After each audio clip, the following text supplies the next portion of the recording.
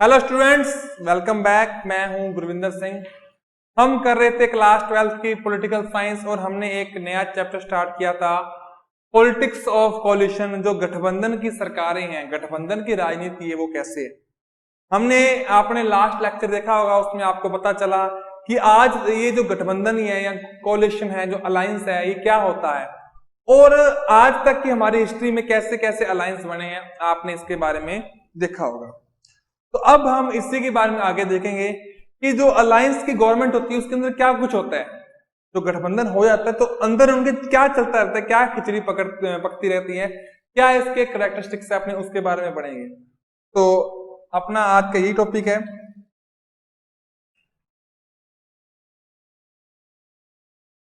Characteristics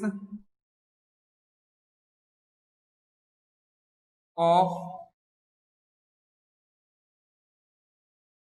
coalition government. जो गठबंधन की सरकारें हैं, इसके क्या करेक्टर्स हैं, क्या लक्षण है इसके, अपने इसके बारे में देखेंगे। तो सबसे पहली बात है,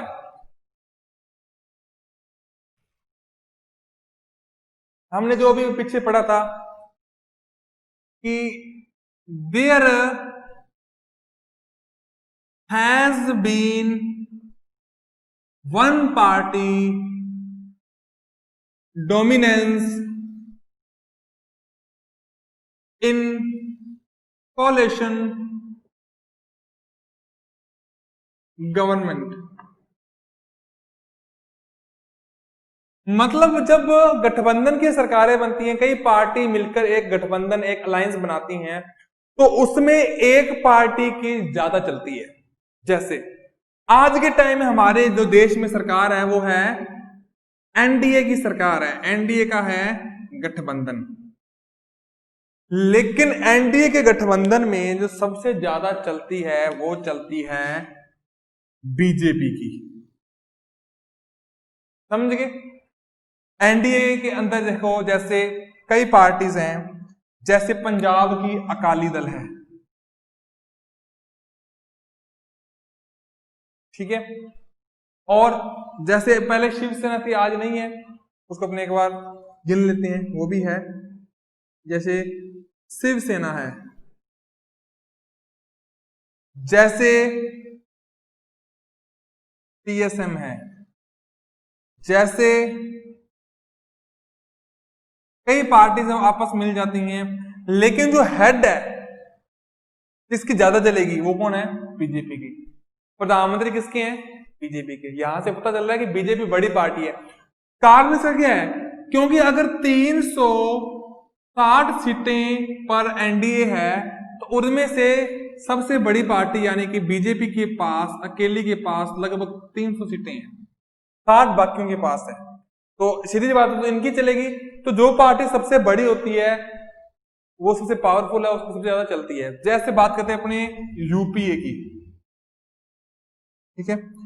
यूपीए यानी कि इसको ही बोल देते हैं कांग्रेस, कांग्रेस और उसकी सहयोगी पार्टी। तो कांग्रेस की सबसे ज्यादा चलती है। जैसे डॉक्टर मनमोहन सिंह प्रधानमंत्री थे, प्राइम मिनिस्टर थे हमारे, वो यूपीए की सरकार के प्राइम मिनिस्टर थे। मतलब यूपीए के अंदर 20 प्रकार की जो पार्टीज हैं उनके प्राइम मिनिस्टर थे। उन्होंने सर्वसम्मति से आपस में मिलकर उनको प्राइम मिनिस्टर बना लिया था, राज्य हो गए थे वो। लेकिन प्राइम मिनिस्टर थे किसके? कांग्रेस के। क्योंकि कांग्रेस का प्रभाव, उसका इफेक्ट यूपीए में सबसे ज्यादा है, ठीक है। तो अलायंस में, कोलिशन में क्या होता है? एक पार्टी का डोमिनेशन होता है, सबसे ज्यादा एक पार्टी की चलती है, ठीक है। और देखते हैं कि क्या है।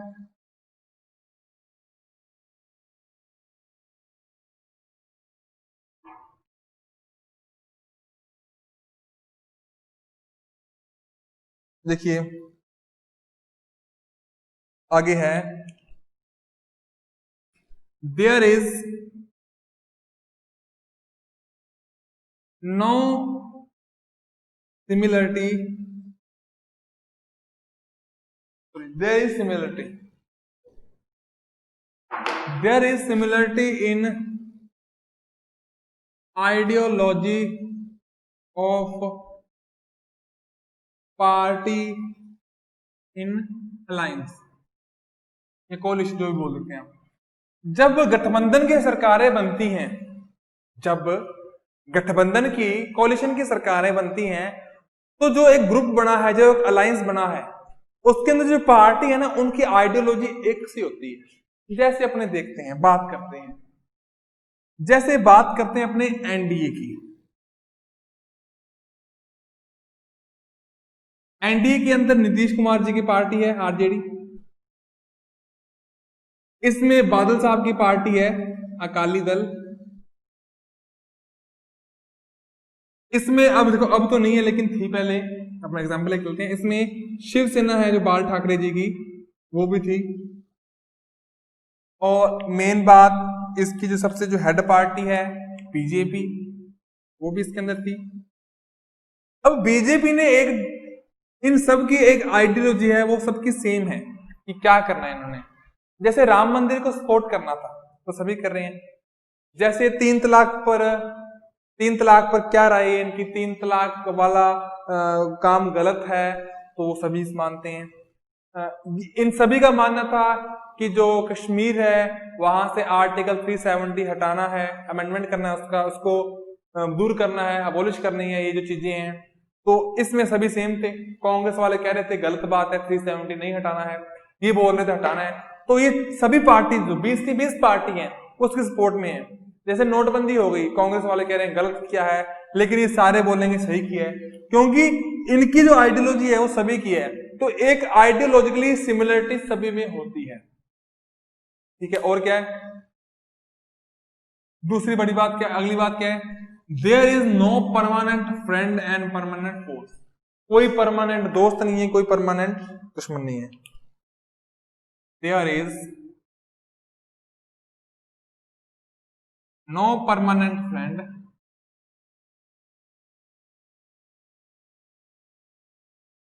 And no permanent foes. इसका मतलब क्या है, राजनीति में ना कोई दोस्त है ना कोई दुश्मन है, अलायंस में खासकर। इसका एक ताजा उदाहरण आपको देता हूं मैं। जैसे देखो, मैं किसी पार्टी पे कमेंट नहीं कर रहा हूं, मुझे सभी पार्टी अच्छी लगती है, ठीक है। जैसे शिवसेना की बात करते हैं अपन, शिवसेना महाराष्ट्र की एक पार्टी है। कल तक क्या था, ये पार्टी, इसका अलायंस था बीजेपी के साथ था। तो महाराष्ट्र में सरकार बन रही है, चाहे चाहे सेंटर में बन रही है, शिवसेना बीजेपी को सपोर्ट करती थी, ठीक है, इनकी फ्रेंड थी। और कांग्रेस के साथ इनका बड़ा बैर था, क्योंकि जो आइडियोलॉजी बीजेपी की थी हिंदू वाली या ऐसी चीजों वाली, वही थी शिवसेना वाली, हिंदू सपोर्टर थे, ठीक है। कांग्रेस के साथ इनका बैर था, 370 है, कुछ आइडियोलॉजी है ना। लेकिन अब जो चुनाव हुए महाराष्ट्र में लेजिस्लेटिव असेंबली में, उसमें क्या हुआ, उसमें शिवसेना ने बीजेपी को कहा कि मैंने अपना चीफ मिनिस्टर बनाना है, तो बीजेपी बोली हम तो अपना बनाएंगे। तो उसने बोली तो अच्छी बात है, तो तुम हमारे दोस्त नहीं है, हम इनके पास जाएंगे। तो शिवसेना ने कांग्रेस से दोस्ती करके अपना चीफ मिनिस्टर बना लिया, क्योंकि वो किसी के पास मेजोरिटी नहीं थी। जो मैजिकल पॉइंट चाहिए था, मेजोरिटी चाहिए थी, वो चाहे तो ये दोनों मिलकर बना लें, चाहे ये दोनों मिलकर बना लें। तो इसने इसके साथ और एक और पार्टी है, उन तीनों ने मिलकर, आपस में मिलकर, शरद यादव है उनकी पार्टी है आरजेडी, उनके साथ मिलकर इन तीनों ने आपस में मिलकर सरकार बना ली। चाहे तो इसके साथ बना लेते, चाहे इसके साथ, मेजोरिटी मिल जाती। तो अगर पहले ये फ्रेंड थे, लेकिन अब ये इनके काम नहीं आ रहे हैं, तो ये अब फ्रेंड नहीं है, अब ये फ्रेंड है। तो ये नहीं भी एक और जो मिल गए वो पक्के ही मिल गए। तो कोलिशन में ना कोई पक्का फ्रेंड है, ना कोई परमानेंट फ्रेंड है, ना कोई परमानेंट दुश्मन है, ठीक है। ये चीज यहां से अपने को पता चलती है। और देखिए क्या है, इसी से अपना एग्जांपल लेंगे, अ fringe of alliance, a fringe of alliance always lack of ideology. देखिए ये एक जो मजबूरी में अलायंस बना लेते हैं सरकार बनाने के लिए, सरकार बनाने को एक तो चुनाव होने से पहले अलायंस किया, एक चुनाव होने के बाद अलायंस जो कर लेते हैं वो अलायंस में आइडियोलॉजी की बड़ी कमी रहती है। ठीक है, यही सेम एग्जांपल लेके अपने चलते हैं शिवसेना और कांग्रेस का। अब शिवसेना को बाद में मजबूरीवश कांग्रेस के साथ हाथ मिलाना पड़ा, इनके साथ अलायंस बनाना पड़ा, लेकिन इनकी अपनी एक अलग आइडियोलॉजी है, इनकी अपनी एक अलग आइडियोलॉजी। तो अलग अलग आइडियोलॉजी वाली सरकार बन रही है, इनके कुछ अलग मुद्दे हैं, इनके कुछ अलग मुद्दे हैं, ये कुछ अलग करना चाहते हैं, कुछ अलग करना चाहते हैं।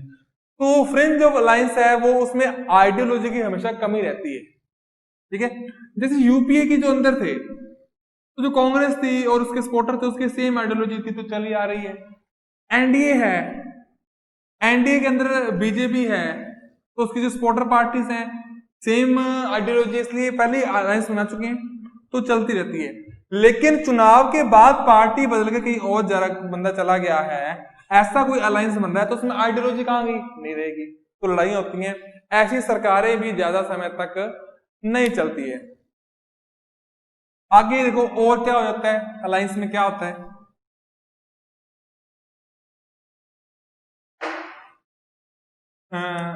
Based on leaders, based on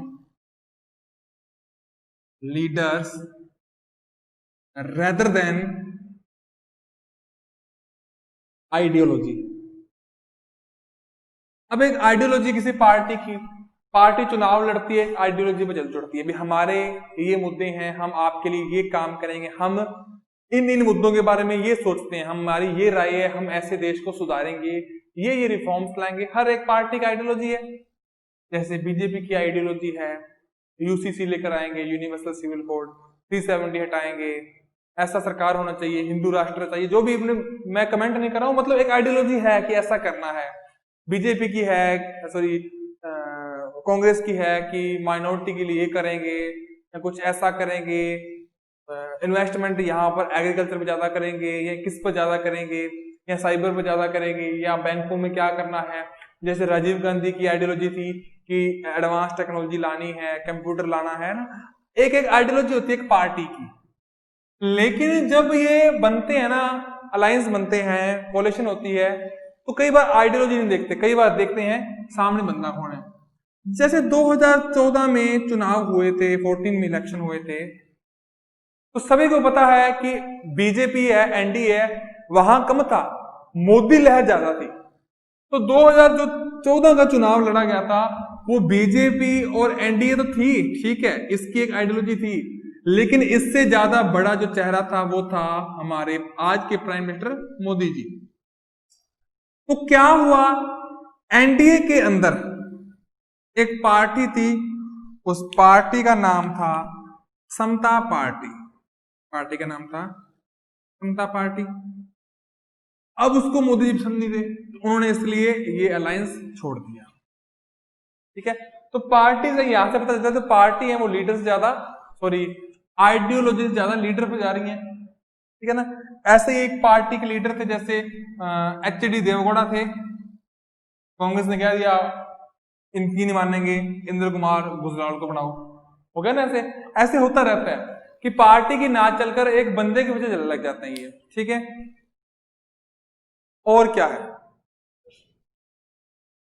ये जो अलायंस की सरकार होती है इसकी कुछ नेगेटिव प्रभाव भी होते हैं। देखो पॉलिटिकल कोलिशन है जो, उसके कुछ नेगेटिव प्रिंसिपल्स भी होते हैं, कुछ नेगेटिव बातें भी हैं इसकी। मतलब कई बार ना पार्टी अलायंस इसलिए करनी है कि एक पार्टी को बाहर करना है। अब इसका एक एग्जांपल लेते हैं, जैसे मोदी जी की सरकार है, एनडीए की सरकार है, तो कुछ देखिए, मैं किसी पार्टी को, ना मैं बीजेपी को सपोर्ट करता हूं ना मैं कांग्रेस को करता हूं, मैं एक न्यूट्रल आदमी हूं, आप भी एक न्यूट्रल पर्सन देखकर पढ़ा कीजिए तो समझ आएगी, ठीक है ना। किसी एक पार्टी की तरफ झुक के अपने कभी भी पॉलिटिक्स नहीं पढ़नी है। देखिए क्या है, कई बार कुछ पार्टी इसलिए अलायंस कर लेती हैं क्योंकि किसी एक स्पेसिफिक पार्टी को बाहर रखना है। ये पार्टी सारी छोटी पार्टीज हैं, लेकिन इसको बाहर रखने के लिए क्या है, ये सभी एक हो जाते हैं, चाहे इनकी आइडियोलॉजी मिलती है, चाहे इनके विचार मिलते हैं या नहीं मिलते, ये एक हो जाएंगे। क्यों हो जाएंगे, इनको दूर रखने के लिए। तो अलायंस ऐसे भी होते हैं। जैसे पिछले दिनों में एनडीए की गवर्नमेंट है सेंटर में, इसको दूर करने के लिए क्या है कि जो ऑपोजिशन वाली बहुत सारी पार्टीज है ना, वो इकट्ठी हो गई। उनकी कईयों की आपस में नहीं बनती है, लेकिन वो इकट्ठी हो गई। क्यों, इनको निकालना है। तो ये भी गलत हो जाता है। एक नेगेटिव इंपैक्ट है, एक नेगेटिविटी के लिए भी अलायंस कर रहे हैं। ये भी एक इसका एक कैरेक्टर है, ठीक है। और क्या है,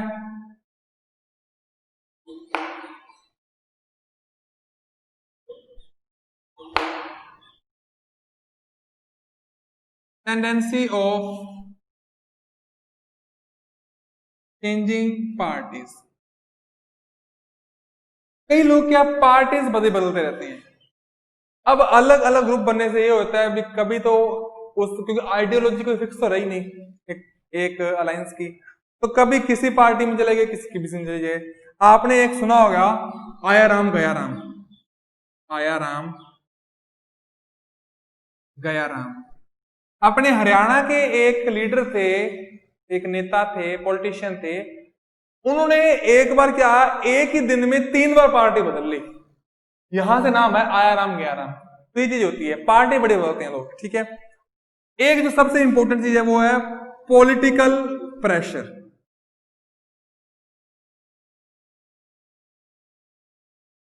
जब कई पार्टी आपस में अलायंस करके एक सरकार बनाती हैं, तो ये जो पार्टी है ना, ये इस पे प्रेशर बड़ा बना के रखती है कि तू हमारे सपोर्ट की वजह से प्राइम मिनिस्टर बना, ये काम कर, वो काम कर, ये सरकार से ये काम करवा। कई बार कुछ मतलब कि गैर जरूरी काम भी, मतलब एक तो बहुत जरूरी काम है, एक कोई इतना जरूरी नहीं है, लेकिन इनके मतलब का है, वो काम करवाते रहते हैं, बिना बात का प्रेशर बढ़ाते हैं। तो ये जो अलायंस वाली गवर्नमेंट है, इसमें प्रेशर बढ़ा होता है, ठीक है ना।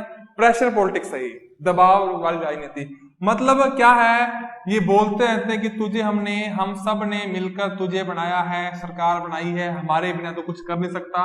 तो अपनी बातें मनवाते रहते हैं, ये कर नहीं तो तेरे से सपोर्ट वापस ले लेंगे। तो एक प्रेशर पॉलिटिक्स हो जाती है। तो ये है अलायंस के जो कैरेक्टरिस्टिक्स हैं वो। अब हम देखेंगे कि क्या क्या इसके फायदे हैं और क्या क्या इसके नुकसान हैं। पहले अपने देखते हैं कि क्या क्या इसके फायदे हैं। फायदे से पहले आप एक पॉइंट रह गया अपना कि ये अलायंस बनता ही क्यों है, क्या कारण है अलायंस बनते हैं। जैसे आपको मैंने बताया कि जब किसी को मेजोरिटी ना मिले, मेजोरिटी पॉइंट पे क्रॉस ना करे, तो अलायंस बनते हैं। जैसे कि मान लो राजस्थान में 200 सीटें हैं, अब जिसके पास 101 आ गए तो अलायंस सरकार बन जाएगी। अब मान लो एक के पास 80 आ गए हैं, एक के पास आ गए हैं 40, एक के पास आ गए हैं 20 और एक के पास आ गए हैं 60। तो 80 वाले का मन करेगा कि इन दोनों में से या तीनों में से किसी एक के साथ मिलकर ये वाला जो आंकड़ा है इसको पार कर लें। कई बार क्लियर मेजोरिटी नहीं मिलती है, इसलिए अलायंस बनाना पड़ता है। ये इसके हैं कारण। अब अपने देखेंगे इसके पॉजिटिव और नेगेटिव साइड्स क्या क्या है। पहले अपने देखते हैं इसके क्या फायदे हैं, एडवांटेज क्या है।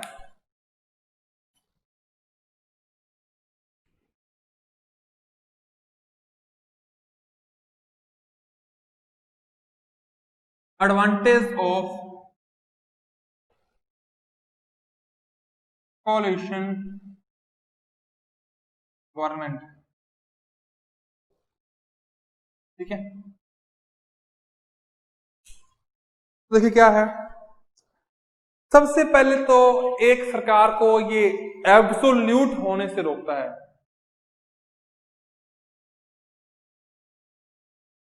तो पहली जो चीज है वो है government doesn't become absolute. Absolute क्या होता है, मतलब अपनी चला रही है, निरंकुश हो जाए।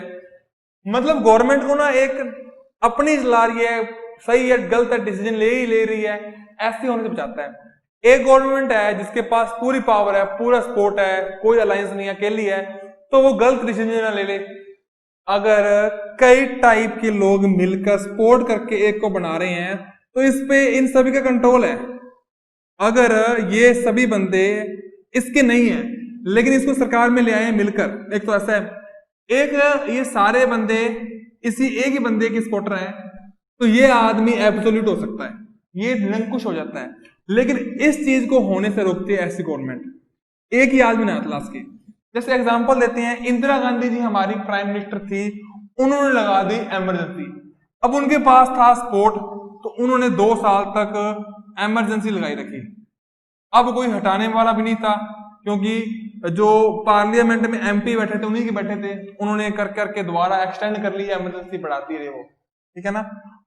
अगर यही जो सपोर्टर थे कोई और पार्टी के होते, वो उनको इमरजेंसी लगाने देते नहीं। चलो एक बार इमरजेंसी लगा देते अपनी पावर से ऑर्डिनेंस लाकर, लेकिन उसको एक्सटेंड नहीं कर सकती थी इंदिरा गांधी अगर अलायंस गवर्नमेंट होती। तो एक तो अलायंस क्या है, एब्सोल्यूट होने से रोकता है। दूसरा क्या है, अब एक ही पार्टी के सारे लोग समझदार हों ऐसा नहीं हो सकता, कई पार्टी से लोग आएंगे तो समझदार लोग ज्यादा आएंगे। तो मोर क्वालिफाइड कंट्रीब्यूशन क्या है, मोर qualified contribution in minister of council. अब देखिए क्या होता है, जो मिनिस्टर ऑफ काउंसिल है इसमें क्या होता है, अब कई टाइप, देखो एक तो एक ही पार्टी है, उसमें से समझदार लोगों को छांट कर मंत्री बना दिया मिनिस्टर। एक कई पार्टी हैं, उन सभी में चुन चुन कर लोग लेके आ रहे हैं, तो ज्यादा समझदार लोग कहां से आएंगे, सभी पार्टी से। तो ज्यादा ऑप्शन मिलेंगे तो ज्यादा लोग आएंगे, तो ज्यादा क्वालिफाइड लोग आ रहे हैं इस कारण से, क्योंकि अलायंस हो रहा है। एक क्या है, the council of minister all have a wider support। देखो अगर एक ही पार्टी है, एक मल्टी पार्टी सिस्टम है, अलायंस का मतलब कि एक ही पार्टी में तो जो लोग हैं, मान लो मेजोरिटी पास भी कर ली है, मान लो 273 है, वो 273 भी आधी जनता की बात मान के आए हैं, ठीक है, वहां से एफपीटीएस सिस्टम से आए हैं। लेकिन जो मेजोरिटी वाले कई मल्टी पार्टी सिस्टम है, इसमें मान लो कई पार्टीज आ गई हैं और कर करके बन गए हैं, मान लो 380 लोग बन गए हैं, तो एक बड़ी जनता को रिप्रेजेंट कर रहे हैं ना, तो ज्यादा है, तो इससे जो काउंसिल ऑफ मिनिस्टर बनेगी वो भी वाइडर होगी, बड़ी होगी, ठीक है ना, ये पता चलता है। और क्या है, अब जो अलायंस है, देखिए ये मान लो ऐसे है, इतनी प्रकार की पार्टियां आ गई हैं मान लो, ठीक है। अब ये वाली पार्टी है जो ना, ये है पावर में, इस पार्टी ने इन सभी के साथ कर लिया अलायंस और इन्होंने बना ली अपनी सरकार। अगर जो पावर वाली पार्टी है, जो मिनिस्टर बने हैं, जो गवर्नमेंट बनी है, वो अलायंस से तकड़ी बन सकती है, तो जो ऑपोजिशन है, एक तो अकेला ऑपोजिशन में हो, अकेली पार्टी, एक सभी से ऑपोजिशन बन रहा है, तो ऑपोजिशन भी बड़ा बन रहा है और मजबूत बन रहा है। मतलब सरकार कोई गलत पॉलिसी लेकर आ रही है तो उसका विरोध करने के लिए, अपोज करने के लिए ऑपोजिशन भी पावरफुल हो गया है। तो अलायंस क्या है, इसमें भी होता है, ऑपोजिशन में भी होता है, ठीक है। एक क्या है, एक ये जो चीज है, जो अलायंस है, वो किसी पार्टी को एक्सट्रीमिज्म, आइडियोलॉजी बनने से रोकता है। जैसे मान लो कोई ऐसी पार्टी आ जाए जो सिर्फ हिंदुओं के बारे में सोचे, तो हिंदुओं के बारे में ज्यादा डिसीजन ले रही है, ज्यादा एक्सट्रीम हो रही है, तो गलत है ना। अगर अलग अलग कम्युनिटी की पार्टी आकर मिल रही है, कुछ मुस्लिम भाई भी हैं, सिख भाई भी हैं, हिंदू भी है, बौद्ध भी है, हर टाइप की पार्टी के लोग आएंगे, तो पार्टी एक ही पॉइंट पर एक्सट्रीम होने से बचेगी। तो ये है इसके एडवांटेज। अब अलायंस की कमियां क्या है, गठबंधन से कमियां क्या होती हैं, ठीक है। तो कमियां बहुत है इसकी अलायंस की। नेगेटिव इफेक्ट ऑफ अलायंस, इसके जो नेगेटिव है।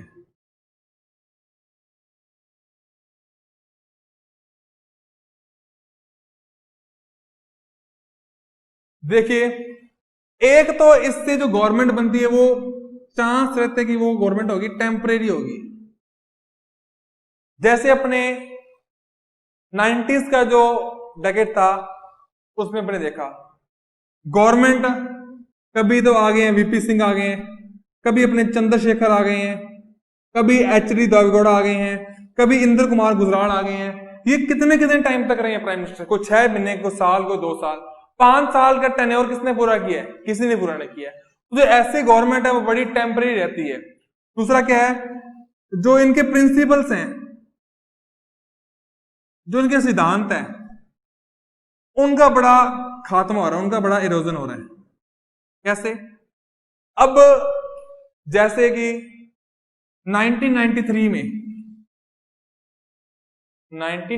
में अटल बिहारी वाजपेयी जी गवर्नमेंट, इनकी सरकार आई। ये हिंदुओं की पार्टी थी, इनकी एक अलग आइडियोलॉजी थी, लेकिन अलायंस के कारण क्या है, ये ओबीसी का बिल इन्होंने पास नहीं किया। ठीक है ना? क्यों? क्योंकि अलायंस था, क्योंकि इनको मानते ही नहीं थे। इसके अलावा पहले भी कई बार ऐसे कोई बिल आए हैं जिसको सभी सपोर्टर नहीं मानते हैं। जो पार्टी पावर में है वो तो मान रही है, लेकिन जो पार्टी इनको सपोर्ट करी है वो इनको नहीं मानती है। तो इसके कारण ये जो सरकार है इतनी ज्यादा अपने जो सिद्धांतों को, अपने प्रिंसिपल्स को मान नहीं पाती, क्योंकि उनकी जो सपोर्टर पार्टीज हैं वो उनको नहीं मानती है। इसी के कारण जो गवर्नमेंट है वो होती है वीक। अलायंस वाली गवर्नमेंट हमेशा वीक गवर्नमेंट होती है, क्योंकि उनको ये नहीं रहती है कि अपने देश के लिए अच्छे अच्छे डिसीजन ले।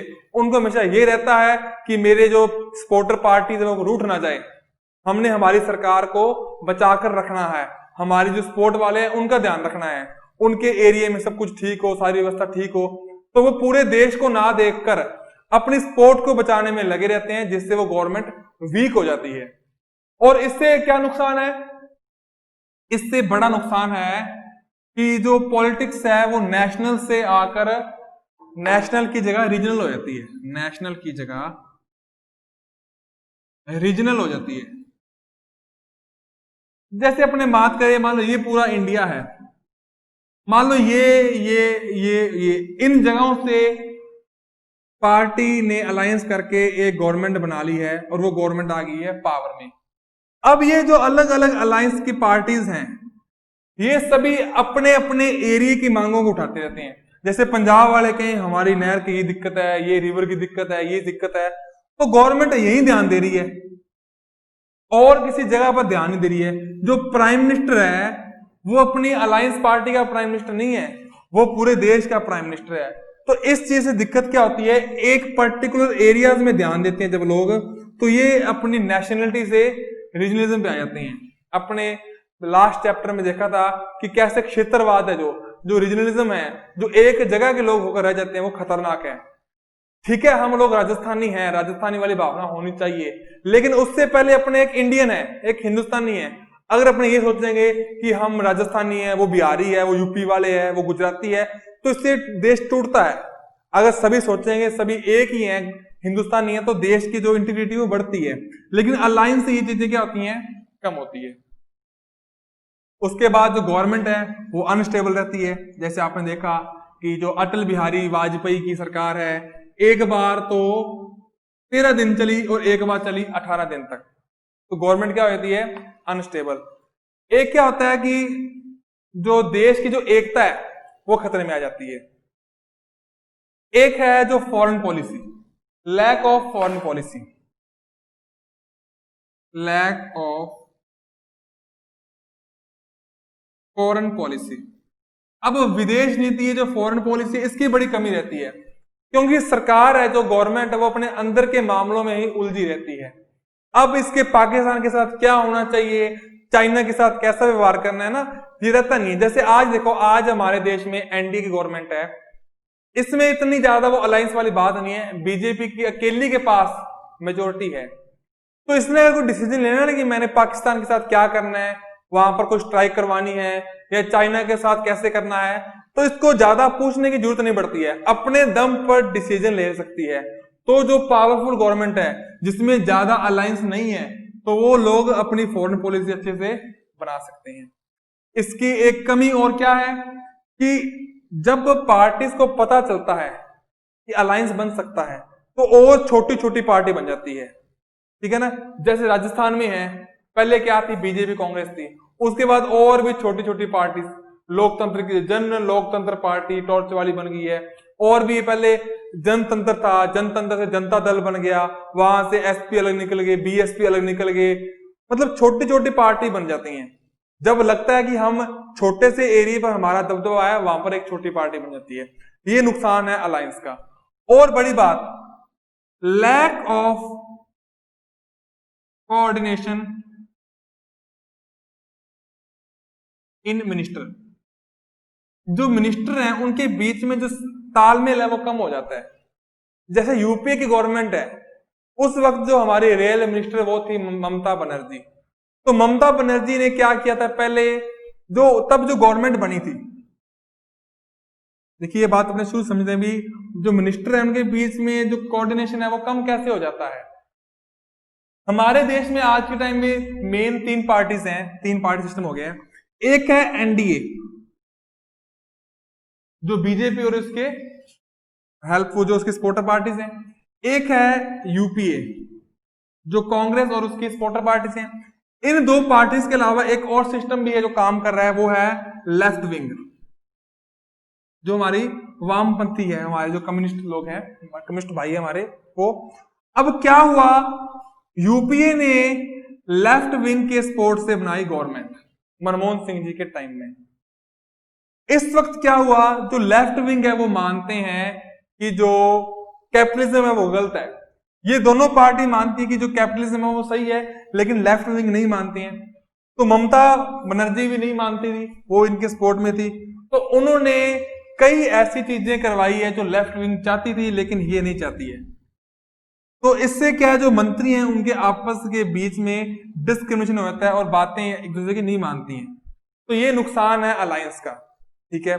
अपने देश में जो 2 बड़े अलायंस है उसका नाम आप याद रखना। जाने से पहले अपने वो नाम पर चर्चा कर लेते हैं। वो 2 नाम आप नोट कर लेना, आज के टाइम में सबसे इंपॉर्टेंट है वो नाम। एक है एनडीए जो बीजेपी और उसकी सपोर्टिव पार्टीज हैं, इसे बोलते हैं नेशनल डेमोक्रेटिक अलायंस।